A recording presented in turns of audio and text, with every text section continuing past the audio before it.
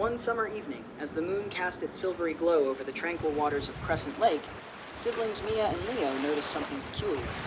The lake shimmered more brightly than usual, revealing the faint outline of a hidden city beneath its surface. "Look, Leo! There's something down there!" Mia exclaimed, pointing to the watery depths. Curiosity piqued, the children donned their swim goggles and dove into the lake. As they swam deeper, the outlines of ancient buildings and streets became clearer. They discovered a beautiful underwater city, its buildings adorned with sparkling jewels and glowing sea plants. Suddenly, a friendly dolphin named Delphie swam up to them.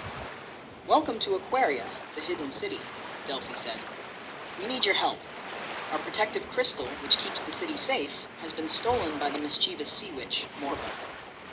Determined to help, Mia and Leo followed Delphie to the heart of Aquaria, where they met the city's ruler, Queen Marina.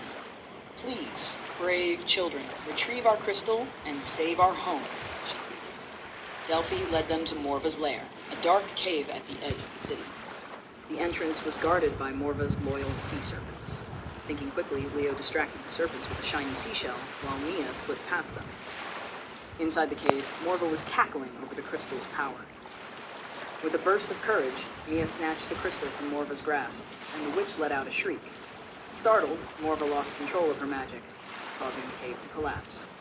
Mia and Leo swam back to Aquaria with the crystal just in time. Queen Marina placed the crystal back on its pedestal, restoring the city's protective barrier. "Thank you, brave ones," Queen Marina said. "You have saved Aquaria." As Mia and Leo surfaced, the moonlight reflected their joy.